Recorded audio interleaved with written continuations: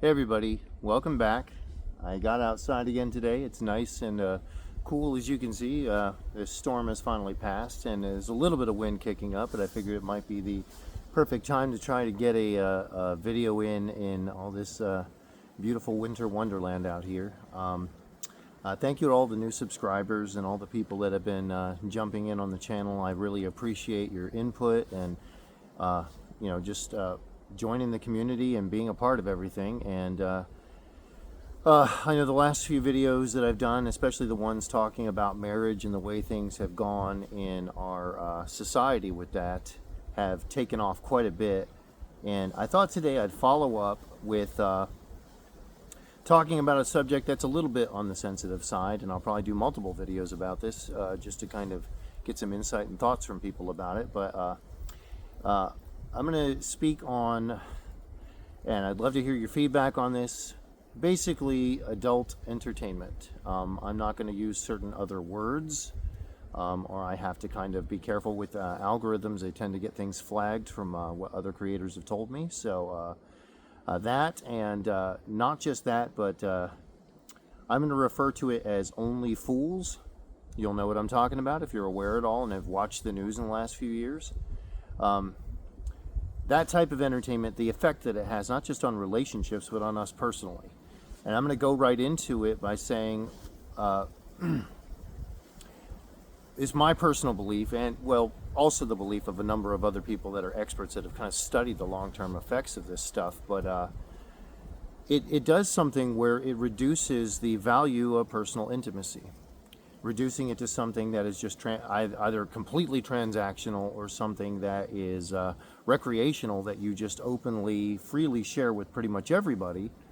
And of course there is the converse argument against that, saying, well, what's wrong with having everything like that just be completely wide open and treating it like it doesn't matter? How can it possibly harm you? How can blind hedonism and promiscuity actually really harm anybody? They want to believe that in no way does it have a long-term negative effect to most human beings. But the reality is, over time, it damages the trust. It damages your ability to view other people as people. You become so used to using other people. You become so used to manipulating other people and simply using them for personal gratification rather than having a joint, connected, loving and committed relationship with them. The encouragement of the selfish nature of all of that, which, I mean, to some degree it will always have a little bit of that in it, but the encouragement of that is extremely damaging and negative. If you think about it this way, when you do that, and you take physical intimacy and you make it something that you literally hand out to everybody, that there's nothing special or unique about it. If you get into a committed relationship with an individual, how in the world is that going to mean anything if you're literally handing it out to everybody else that isn't in a committed relationship with you? It's going to be completely cheap. It's going to be completely non-unique. And that will affect the relationship that you're in, because how in the world are you going to say that sort of thing, that sort of intimacy means something to you, if you're literally willing to hand it to anybody? Then your barometers on what cheating is and what cheating isn't is completely skewed. Now, some people will say, and I know I'm not specifically speaking about that industry just yet, I'm going to get to it, but some people will say, well, the physical intimacy part, I can change that on a dime, I can do that. We are people as human beings that are conditioned by our environments, by what we consume. We're conditioned to be a certain way and behave a certain way. If you spend years treating physical intimacy like it is something that you can just simply give out to everybody, it doesn't matter who, it doesn't matter what you're doing, you can just hand it out there and have it be completely recreational and free. You've spent so much time doing that on a psychological level, you're going to be in a real struggle to try and take it back the other direction. You're going to have to condition yourself that way. And I realize there may be some exceptions to the rule where somebody can do that and then just do it on a dime and never have to worry about it again. But for the most part, most people have to change their belief system, their structure, their environment, what they're taking in and consuming on a regular basis, so that they can actually change the way that they act. Because if you don't change your mental diet, and you don't change who you're hanging around with and the environment you're in, you're never going to change how you think about it, because your brain really is a computer when it comes down to it, and you become what you expose yourself to, what you choose to pursue. These things become you over time. Your actions become you in many ways. So when it comes to that type of industry, that simply encourages the cheapening of that and turns it into something that's completely commercial. And here's the problem with that when it comes to personal relationships and fidelity and honesty, is it makes those things essentially useless, because if that's something you hand out to everybody, then where's the commitment?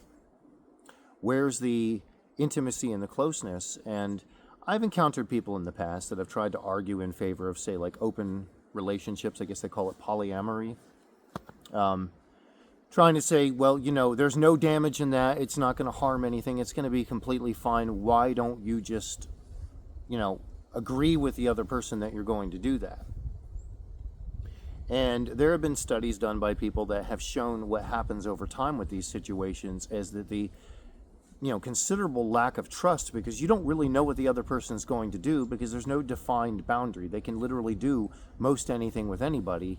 And you could say, well, I don't want them to become romantically involved with other people, and we both agreed upon that, but you've opened Pandora's box. How are you going to control that? If you don't have a set boundary that you both understand that's fairly clear, how are you going to control whether or not that's going to shift that direction, and whether or not you're going to have any real boundary that's actually solid and set that you can both count on? You've effectively, like I said before, opened Pandora's box, and now it's all wide open. I mean, if you say to them, well, you can't cross this line and you can't do this, well, of course they can.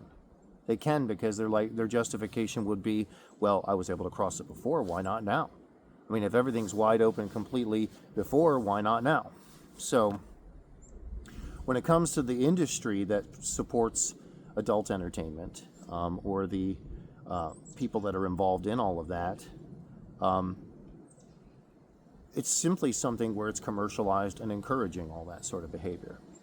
You're taking all that in and you're absorbing it, and it teaches you to view other people in a way where you're just simply using them. You're using them for your own personal gratification, your own physical gratification, and you're not using them as, when you have a committed, loving relationship, you're viewing them as somebody that actually matters. You're taking stock and concern in who they are as a person and having a personal relationship with them, and that's all connected into a lot of things that are joined together. And just throughout your personal life and everything. So overall it just cheapens everything across the board, but it damages your ability to view other people as human beings. I realize there will be people that probably disagree with this, and when it comes to this sort of thing, I've watched a number of documentaries about what happens to adult actresses, young women especially, that have been involved in Onlyfools. I can't take credit for that term. Another creator on here that has some pretty good content named Better Bachelor is the guy that I heard that from. I'm not sure whether it originated from him, but he's also the one who came up with the cash and prizes term, talking about this scam that is that has become marriage, not the actual original institution from all the way back into ancient times, but the modern day version of marriage. He's the one who talked about that, and I want to give him credit for that, because I can't take credit for that. But when it comes down to the effects that it has on the adult actresses and the young women that are involved in the Onlyfools occupation, a lot of these documentaries gave some real insight into what really happens there. The young women, especially in the Onlyfools, they come into it with the promise of thinking that they're going to get not only just a bunch of attention, but a bunch of people paying their bills and funding them. It then encourages, of course, like we've already talked about, the cheapening of the act of physical intimacy, that they're now handing it out to everybody and doing it in a commercial way. And the ultimate damage coming from that is not only does it damage their ability to have a relationship in the future, that they're going to have to kind of psychologically and spiritually reset themselves to be able to function in a monogamous relationship at some point in the future with anybody. not only does it damage your ability to do that, because it does, you've conditioned yourself to treat it like it's just a consumer act or something that you're just doing for fun on the side. If you're particularly enjoying it, you're conditioning yourself that that's how you treat it. It's something you hand out to everybody, and you have to basically undo that to a certain point to be able to even begin to have a committed monogamous relationship down the road. They don't realize that going into it because they're promised, well, not only are you going to get a bunch of attention from people, you're going to get all this money. Now, we'll touch on that aspect too. In a lot of these documentaries, they're showing that these young women end up making far less than they would minimum wage. They're putting time into it, the ones that are even really trying every single day. And the only people that generally make hardly any money on that at all, any real money, are the ones that are in the top 1% to 2%. Most everybody else is barely scraping by, and then there are celebrities or other people or former celebrities that decided to join it, and they're getting kickbacks from OnlyFans. I saw an interview with one of them where they were getting kickbacks from Only Fools. I might have to bleep that later, to basically promote the platform and encourage other people to join. And later on, a year or two later, when they ended up leaving that whole situation and started telling the truth about it, it became clear that they were literally encouraging all these other people to come in and join up. And that site is making most of its money off of the young women that are joining up in the hopes that they're somehow going to get $10,000, $20,000, $30,000 a month off of it, and they're suddenly going to live this lavish lifestyle and have all these people doting on them and worshiping them. And the reality is far from the truth. It's a completely inundated system and process that will not only damage them, but it won't give any of the financial return in almost all the cases. Won't give any financial return at all.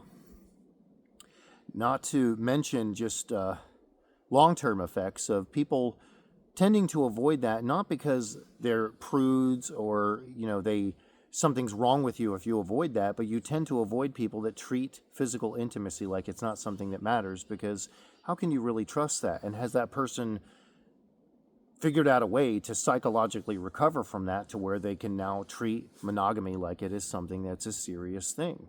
They can treat that like it's something that matters between two people and only belongs between two people. And I know there are people out there that will say, well, you can change on a dime, but most human beings can't. They'll say psychology is a soft science. Well, I do agree with that.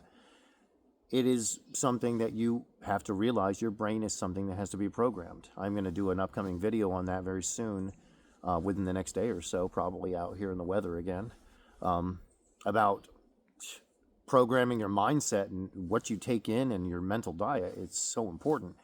Going on to one other point that I made about a lot of the adult actresses and other people that have been involved in this, the level of damage it does to them in some of the documentaries where they discuss not just the level of people essentially ending themselves once they get past a certain age, because they've tied up their entire personal value into this corrupt system of, this corrupt industry of treating physical intimacy like it's just something that's completely recreational. It does the damage to them to where they feel like their only value is what they can bring to the table as far as physical assets and not anything else. They feel like when they're getting older, they've lost all of that, and what do they have to live for? Some of the women that have come out of the mental funk and depression of all of that have actually admitted to a lot of this and talked openly about it in interviews, and some of the male stars that have been involved in it have talked about that as well. And we're not just talking about self-deletion, we're talking about people that unintentionally did it through drug and alcohol and chemical abuse over the years that they were using to attempt to cope with it. And it's very enlightening to find out what some of these people had to do to subdue their conscience to be able to be involved in it. And this isn't even going into all the pressures behind it. The pressures to perform, the pressures to stay in it, the things that might be involuntary, and the incredibly toxic environment that many of the people that have come out of that have described. I will probably go into that in a separate video too. But these are certainly things that are food for thought. And not even going into the exploitation process of it too, because it takes multiple parties to get this sort of thing going and moving forward. And there is a level of exploitation, even though the people that are doing it to a certain degree are voluntary. There is still that element of that. and we have to be honest about that. They're doing it for the exploitive reason, for the opportunities that some of these producers and people that are involved in the industry, that it allows them, not just monetarily, but to be able to control people and get certain things to happen that they want to do that would be, I guess, of a more depraved nature.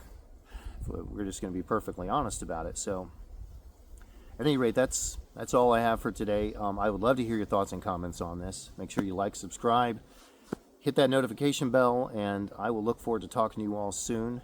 And have a great day.